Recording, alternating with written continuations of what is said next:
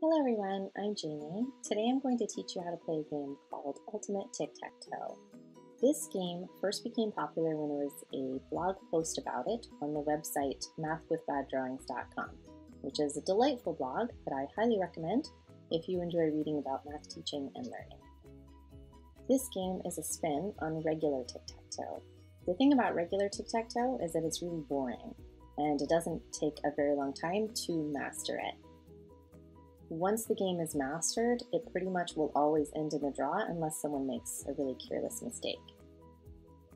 Ultimate Tic Tac Toe is different and involves a lot of strategy and logical thinking.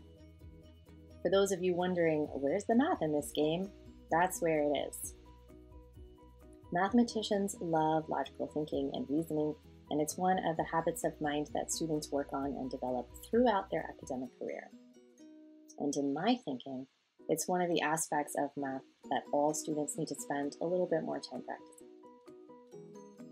To play Ultimate Tic Tac Toe, first make your game board. Step 1 is to make a very large tic tac toe grid, like this. Step 2 is to draw 9 small tic tac toe boards inside all of these spaces.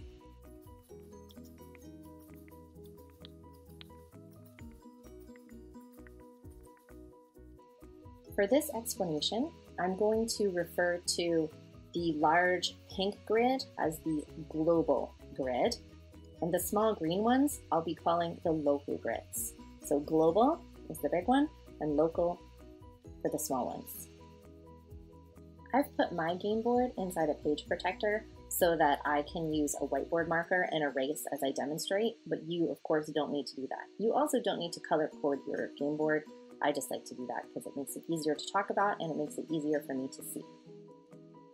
The rules of the game are pretty straightforward.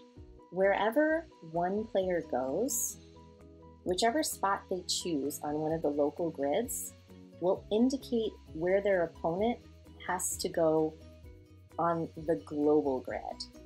Here's what I mean. If X goes here, then that means O has to go somewhere on this local grid.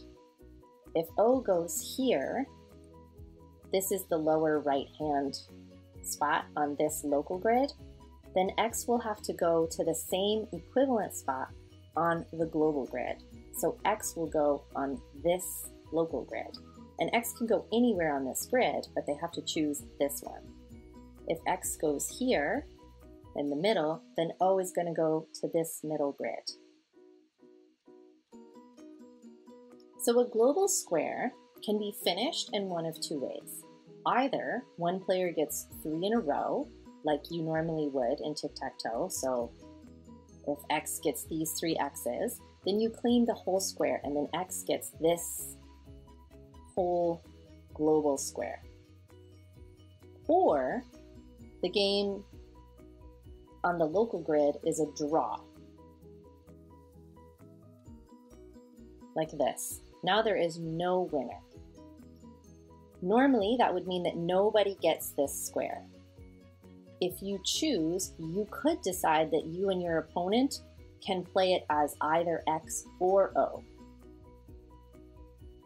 Once a global square is finished, instead of choosing a spot from that square, the player who should use that grid can go anywhere on the board. For example, if this middle square is taken by X, that means that O and X cannot put any more markings here. So if O goes here, normally that would mean that X has to go here. But since this whole square is used, X can go anywhere on the board.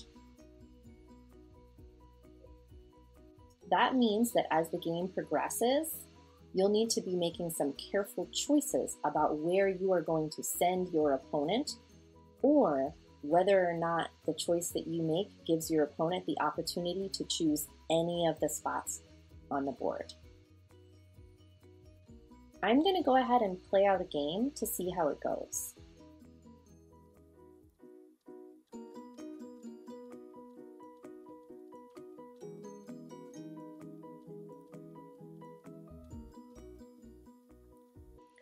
I thought about putting an X here, but then I realized that O would then take their turn in this local grid, and they would just immediately be able to block me. So that's not really a good move.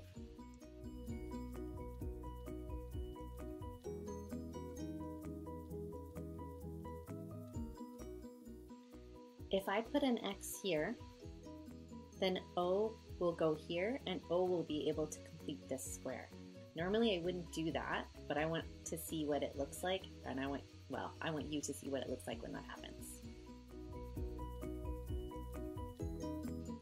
Now this square, this local grid is closed.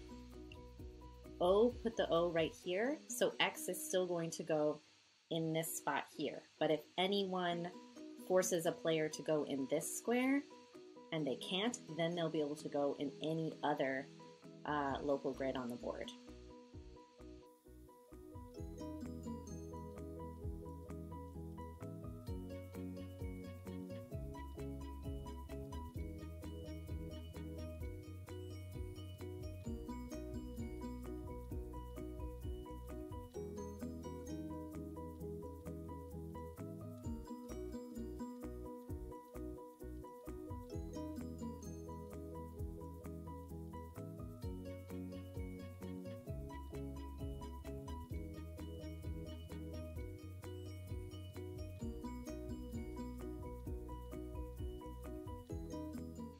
As I'm thinking about where to put my X, I want to share my thinking with you. If I put an X in the middle, that means that O will have to go here, but since this local grid is used, O will actually be able to go anywhere on the board. I'm not sure I want to give them that choice. If I go here, that means that O will take their turn here, and they'll take this square, which then prevents X from winning the game. If I go here, then O would normally go here, but the same problem happens that this local grid is used, and so O will be able to move their, put their mark wherever on the board. As you play this game, you're going to need to think a few steps ahead and think about what your opponent might do.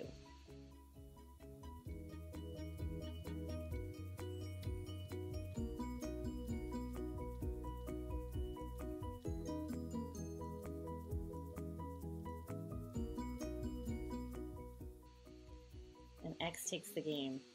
So that's how you play. I hope you enjoy it.